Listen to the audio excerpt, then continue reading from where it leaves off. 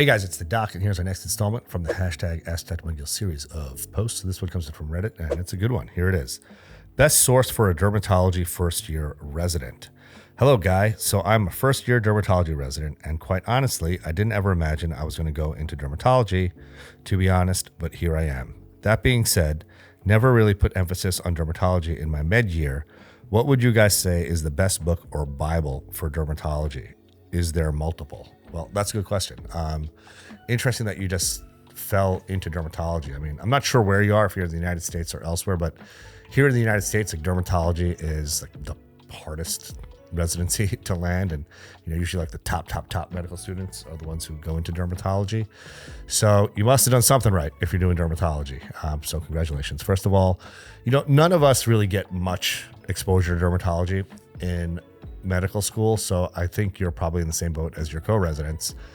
Pretty much your first year of dermatology residency, like you're basically seeing dermatology at a fast and furious pace, just the same way that your co-residents are. We're all kind of start at the same place. It was many moons ago when I did dermatology residency, and I'm not sure if these are still the best books, but back then there was an atlas made by Fitzpatrick, who's a famous dermatologist, and he had this color atlas that had images of eruptions with a little bit of history, treatment, all that sort of stuff that, just very brief.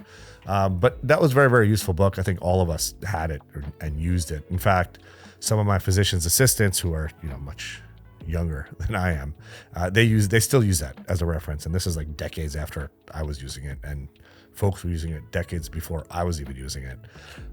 There's also a textbook called Andrews. Again, this could be very outdated information, so I would talk to one of your senior residents to get more up-to-date information. But I think things have, as much as they change, they more or less stay the same.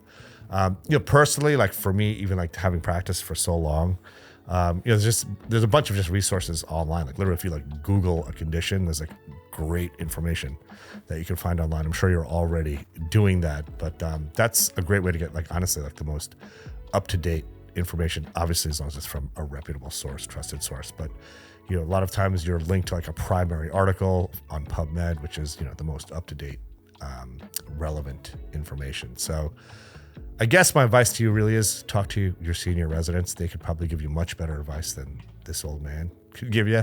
But hopefully the information is helpful. Again, congratulations. Dermatology is an amazing field, and you chose wisely, and I wish you all the success in the world. Let's get it.